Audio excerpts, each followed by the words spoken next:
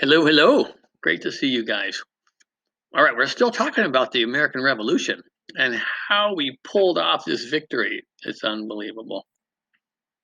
Now, keep in mind, England, the Redcoats, the British, they had the world's most powerful army, right? And they had killer uniforms. They looked really sharp in their red coats. The Patriots, on the other hand, they are right there. They look well. They got anger on their side. They do look a little angry. Uh, didn't have a lot of uniforms. Were untrained. Were inexperienced in fighting. Um, they had limited supplies too. It didn't look good. Um, and also, many colonists were still loyal to the king. You remember what those folks were called?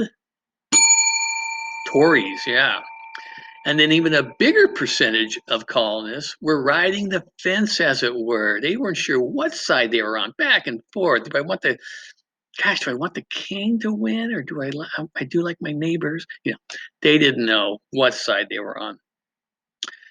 And also, England had a superior navy, very powerful, which was a huge encumbrance for us because we relied heavily on our major ports like New York and Boston, and they could shut those down in an instant.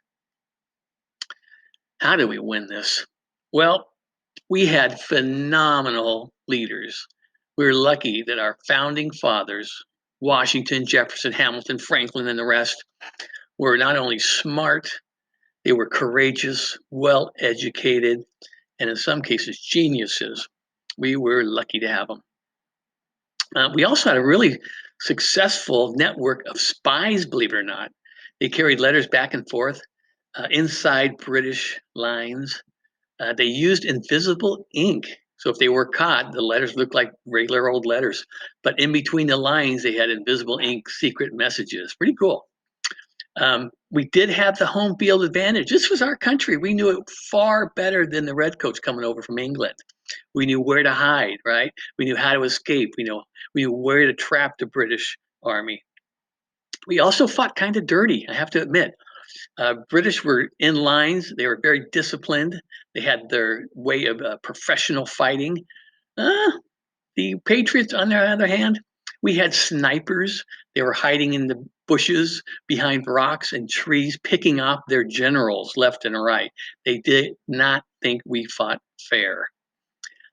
We also had the help of France, which was humongous. France really kept England busy fighting other battles. They also sent generals over to help train our troops and helped us with finances and weapons. And a little known fact is there was a huge smallpox breakout in both armies. We handled it much better than the Redcoats. We actually took a little bit of smallpox from infected men and gave it to the healthy men, and that allowed them to build up their immunity. So we fought that off much better than the Redcoats. And we were fighting for something we truly believed in. Not exactly the same for the British. This was more like a job for them. And they were over away from their homes and families. Their heart wasn't quite into it the way ours was. And here's a really interesting little side note for you. Rock, paper, scissors, or do you call it Rochambeau? Where did that name come from? Well, you'll find this really interesting.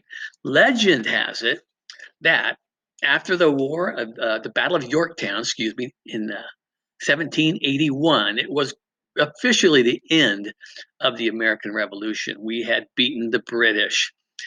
Three of the major generals, Washington, Cornwallis, and Rochambeau, a French general, went into a tent to sign the peace treaty. How do they decide who gets to exit first? That was an honor. You did not want to be the last one to exit the tent. How do they decide? You got it. They played rock, paper, scissors, also known as Rochambeau. And remember, always start off with paper because a lot of people do rock and then paper covers rock. You win, baby. All right. Hope you enjoyed that. We won too. How lucky is that? All right. We'll see you next time. Bye bye.